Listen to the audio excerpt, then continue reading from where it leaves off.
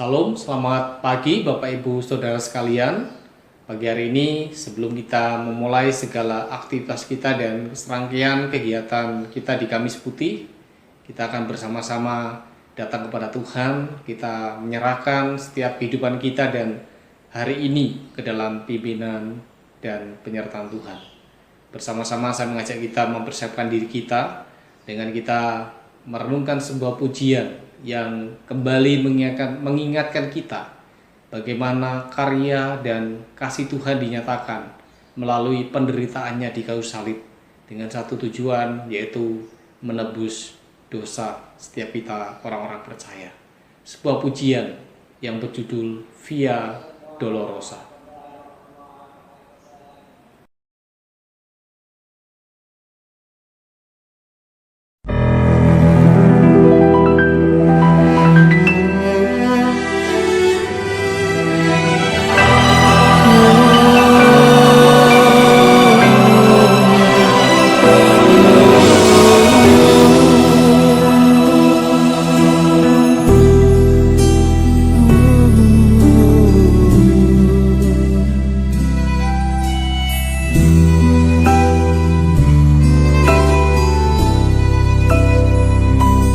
Jalan Via Dolorosa saat di Yerusalem, seorang tak berdosa disalibkan, dicaci dan dihina, diteriakan kematiannya.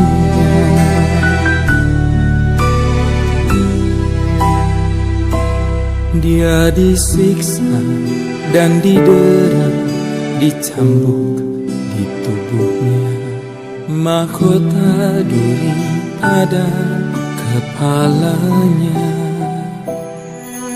Dipikunya salibnya, dia melangkah menuju Kalvari.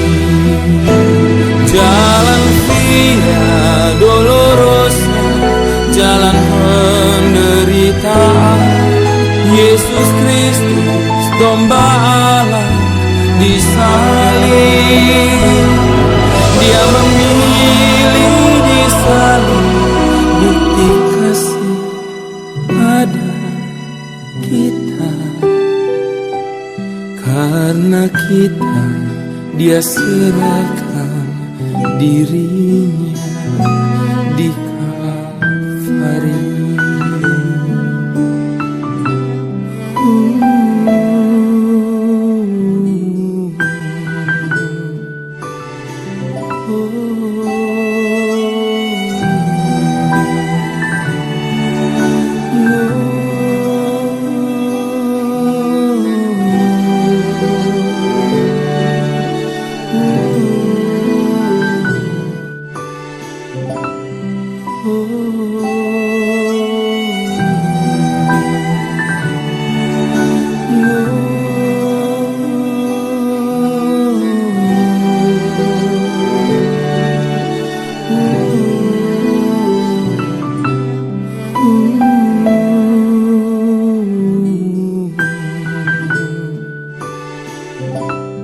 Dia disiksa dan didera, dicambuk di tubuhnya, mahkota duri pada kepalanya.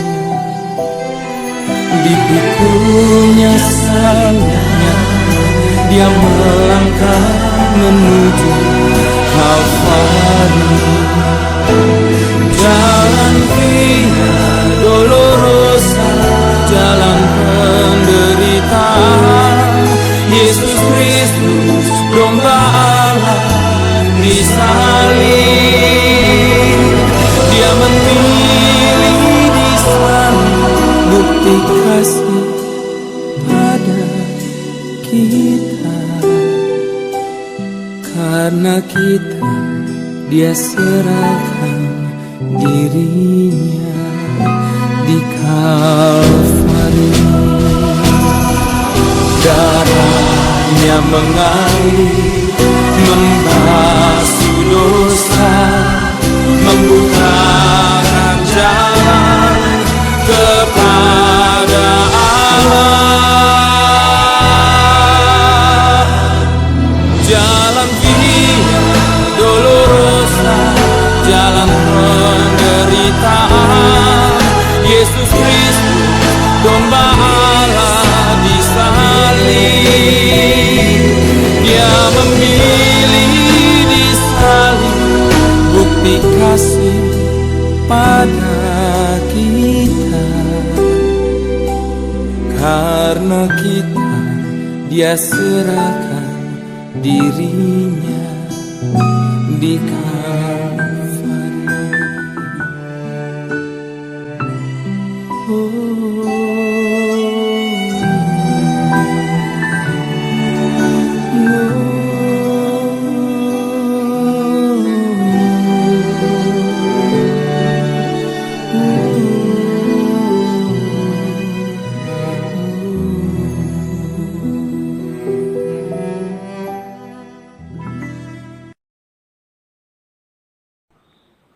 Mari kita bersatu dalam doa. Bapa kami yang di surga, kami bersyukur hari ini Tuhan boleh membangunkan kami, dan bersyukur untuk kesempatan kembali Tuhan berikan bagi kami untuk menikmati hari yang baru. Bersama-sama sebelum kami memasuki segala aktivitas kami dan pekerjaan kami di sepanjang hari ini, secara khusus dalam kegiatan puasa kami rindu datang kepada Tuhan, mohon pimpinan penyertaan-Mu, sehingga apa yang kami lakukan pagi hari ini boleh diberkati oleh Tuhan. Sebelumnya kami juga sebentar akan merenungkan firman-Mu. Tuhan tolong kami, kiranya melalui hikmat-Mu kami boleh semakin hari semakin dibawa untuk mengerti dan memahami akan setiap kehendak-Mu dan rencana-Mu bagi hidup kami. Berkati firman-Mu, berkati hamba-Mu yang menyampaikan, dan juga seluruh jemaat Tuhan yang mendengarkan. Demi nama Yesus kami berdoa. Amin. Bapak Ibu Saudara sekalian, renungan firman Tuhan yang mendasari persekutuan kita sore hari ini terambil di dalam Matius 13 ayat yang ke-44 sampai dengan ayat yang ke-46. Demikian bunyi firman Tuhan. Hal kerajaan surga itu seumpama harta yang terpendam di ladang, yang ditemukan orang lalu dipendamkannya lagi. Oleh sebab sukacitanya pergilah ia menjual seluruh miliknya, lalu membeli ladang itu. Demikian pula hal kerajaan surga itu seumpama pedagang yang mencari mutiara yang indah. Setelah ditemukannya mutiara yang sangat berharga, ia pun pergi menjual seluruh miliknya, lalu membeli mutiara itu. Bapak Ibu yang dikasihi Tuhan, pagi hari ini bersama seluruh gereja di seluruh dunia kita memperingati Kamis Putih. Dalam tradisi gereja, Kamis Putih adalah satu peringatan yang mengajak jemaat untuk kembali mengingat akan peristiwa satu hari menjelang penyaliban Tuhan Yesus. Ketika kita melihat apa yang dicatat oleh kitab suci, kita menemukan sebuah fakta bahwa Kamis Putih merupakan hari yang sangat berat bagi Tuhan. Kita melihat bagaimana dia menyadari bahwa waktu di mana dia harus mati, dia harus menderita, itu semakin dekat. Dan itu menjadi satu pergumulan yang sangat bagi Tuhan. Sehingga ketika kita baca di dalam Injil Markus dicatat, di situ Tuhan berdoa kepada Bapa di surga. Dia mengatakan bahwa jikalau mungkin cawan ini lalu daripadaku, tetapi bukan kehendakku, tetapi kehendak Bapa yang jadi. Sebuah ungkapan yang menunjukkan bahwa ini adalah sesuatu yang berat. Dia menyadari bahwa dia akan mengalami penderitaan. Sebuah penderitaan yang sebenarnya itu bukan karena kesalahannya, tetapi sebuah penderitaan yang harus terjadi. Karena itu adalah solusi satu-satunya bagi pengampunan dan penebusan manusia yang berdosa. Bapak Ibu yang dikasihi Tuhan, kemudian satu hari setelah Kamis Putih secara khusus di Jumat Agung, kita melihat Yesus dengan ketaatannya akan rencana Bapa. Dia disalibkan dan dia kemudian mati di kayu salib. Dan melalui peristiwa itu kita diingatkan, dan kitab suci mengatakan bahwa itu adalah satu-satunya cara bagaimana setiap kita orang percaya itu dapat memperoleh pengampunan dan pengharapan dan jaminan akan kehidupan kekal. Jadi melalui peristiwa itu kita menjadi orang-orang yang dimerdekakan. Kita menjadi orang-orang yang awalnya menuju kepada maut atau kematian. Kita memiliki pengharapan di dalam Tuhan bahwa kita adalah orang-orang yang mendapatkan jaminan akan kehidupan kekal. Bapak Ibu Tuhan, apa arti hidup dalam jaminan keselamatan? Dan bagaimanakah seharusnya kita orang-orang yang sudah ditebus, sudah menerima jaminan itu harus hidup? Melalui bagian firman Tuhan yang kita baca, kita diajak untuk memperhatikan dua perumpamaan yang Tuhan boleh berikan pada kita. Yang pertama yaitu tentang seorang yang tidak sengaja menemukan mutiara di sebuah ladang dan kemudian memendamnya. Dan yang kedua kita berbicara seseorang yang menemukan mutiara yang sangat berharga dan kemudian dia menjual segala miliknya untuk mendapatkan mutiara tersebut. Yang pertama kita menemukan bagaimana orang pertama dikatakan menemukan harta terpendam di sebuah ladang. Dan kemudian dengan sukacita dia memendam kembali harta itu, dan dengan sukacita kemudian dia pulang dan menjual seluruh ladangnya dan menjual seluruh miliknya untuk mendapatkan ladang tersebut. Dan yang kedua kita menemukan bagaimana seorang pedagang, dan kita tahu di sini dari keterangan yang ada bahwa dia adalah orang yang dengan sengaja memang mencari mutiara yang terbaik. Dan suatu ketika dia mendapatkan mutiara yang sangat berharga, dan ketika ia menemukan, ia kemudian menjual segala miliknya dan membeli mutiara yang berharga itu.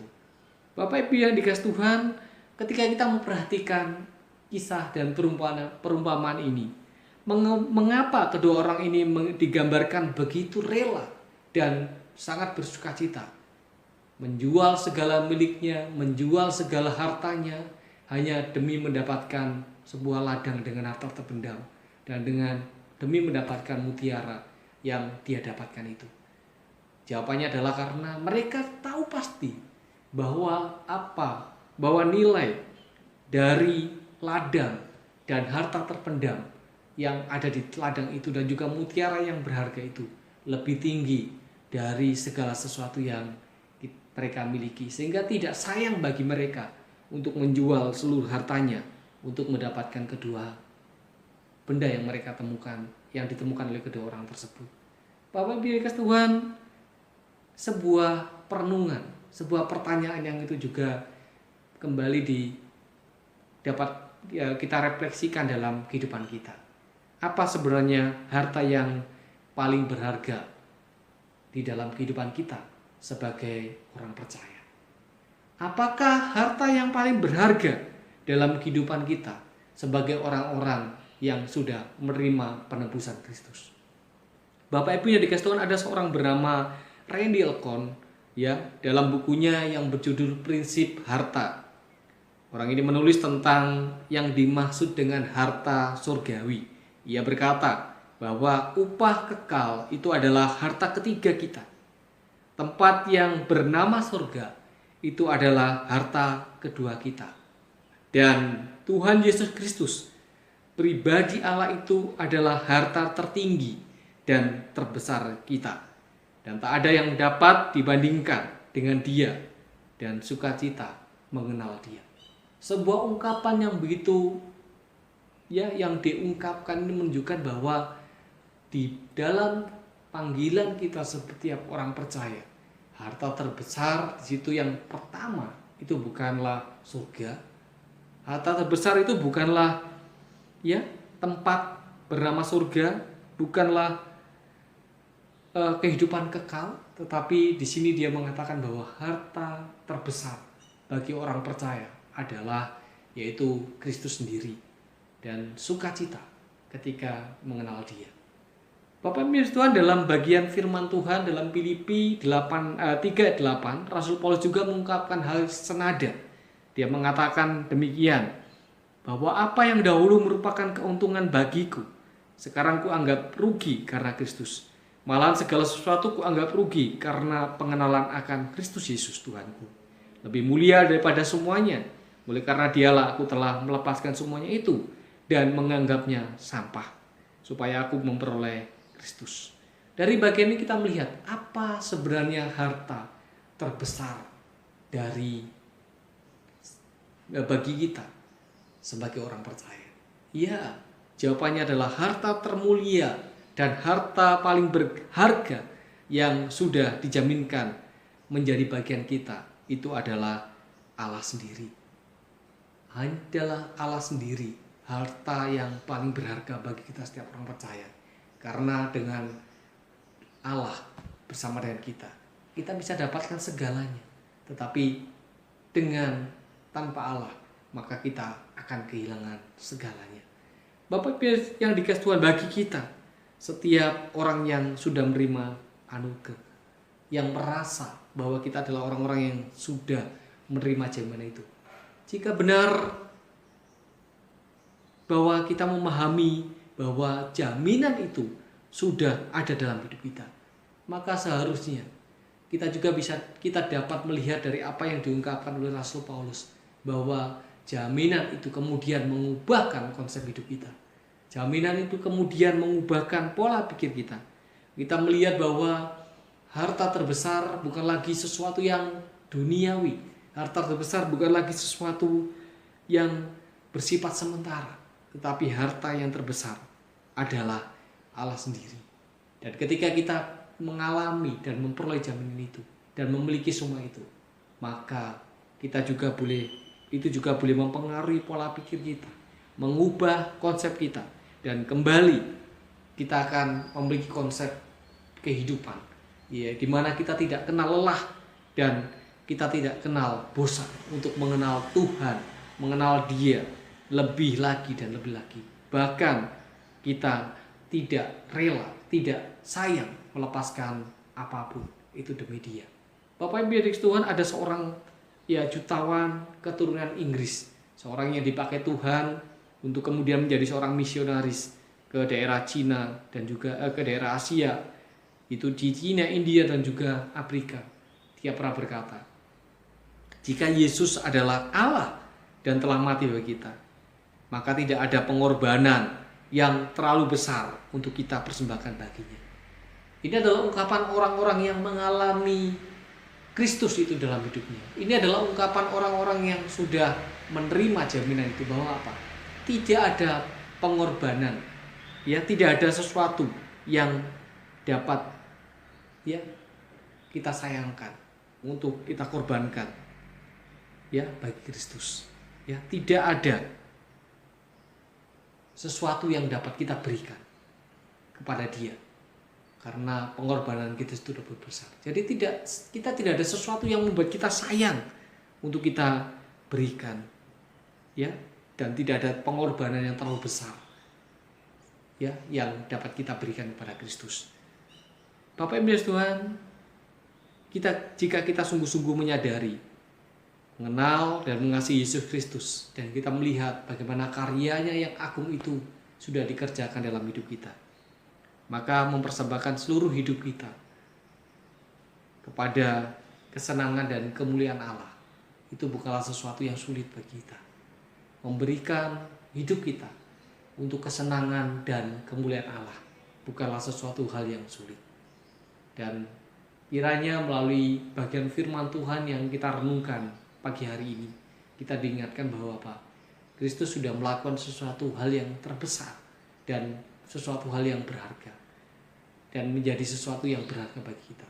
Oleh karena itu, marilah kita bersama-sama pagi hari ini kita juga berkomitmen, saya mau melakukan sesuatu yang juga terbaik bagi Tuhan. Meskipun apa yang saya lakukan itu sebenarnya tidak sebanding dengan apa yang sudah Tuhan lakukan bagi saya, tetapi saya mau memulai dari hal tersederhana dalam hidup saya. Pagi hari ini kita bersama-sama, hari ini kita akan melakukan puasa, dan kerinduan kita bahwa hari ini kita isi dengan kita menundukkan diri di hadapan Tuhan. Kita banyak mengambil waktu bersama dengan Tuhan, banyak mengambil waktu berrelasi secara pribadi dengan Tuhan, dan kita boleh menikmati hadirat Tuhan dalam hidup kita. Kiranya Tuhan memberkati kita dan Tuhan menolong. Kiranya inilah yang menjadi dasar bahwa saya mengerjakan sesuatu adalah karena Tuhan berharga bagi saya, dan karena apa yang saya lakukan tidak sebanding dengan apa yang Tuhan sudah kerjakan dalam hidup kita. Kiranya Tuhan menolong kita dan memberkati kita. Mari kita berdoa. Bapa kami yang di surga, melalui firman-Mu pagi hari ini kami kembali diingatkan bagaimana Allah yang dengan karya-Mu, dengan pengorbanan-Mu boleh menyelamatkan kami. Dan sehingga itu menjadi sesuatu yang sangat berharga bagi kami. Karena kami tidak bisa melakukan itu dan tidak bisa mengupayakan apa yang Kau berikan bagi kami. Oleh karena itu biarlah melalui perenungan firman pagi ini kami boleh melihat bahwa Engkaulah harta terbesar bagi kami. Tidak ada sesuatu pun yang dapat kami lakukan itu yang melebihi akan pengorbanan-Mu. Dan apapun yang kami lakukan itu tidak mampu untuk membalas akan kebaikan-Mu. Oleh karena itu biarlah kami terus-menerus didorong oleh Tuhan untuk kami melakukan terbaik, untuk kami tidak jemu-jemu, tidak bosan-bosannya, untuk kami semakin didorong untuk mengenal Tuhan dan mencari Tuhan setiap saat dalam hidup kami. Berkati kami sekalian, berkati firman-Mu, dan kami menyerahkan setiap aktivitas kami sepanjang hari ini dalam ibadah puasa kami. Tuhan tolong, biarlah melalui semua itu kami dapat menemukan kehendak bagi kami. Kami dapat membawa mendukung setiap pergumulan-pergumulan gereja kami, bangsa kami, dan juga pergumulan-pergumulan saudara-saudara kami, dan juga kehidupan kami. Hanya kami serahkan sepenuhnya segala aktivitas kami sepanjang hari ini hanya ke dalam pimpinan Tuhan, dan Tuhan yang memberkati dan menolong kami. Demi nama Tuhan Yesus kami berdoa. Amin. Bapak Ibu Saudara sekalian, demikian persekutuan doa pagi kita, dan selamat menjalankan puasa kita sepanjang hari ini bagi kita yang ambil bagian, dan kiranya Tuhan menolong, dan mari kita bersama-sama menggunakan waktu ini untuk kita datang kepada Tuhan, mengambil waktu yang banyak untuk kita berrelasi dengan Tuhan. Selamat pagi, Tuhan memberkati kita sekalian.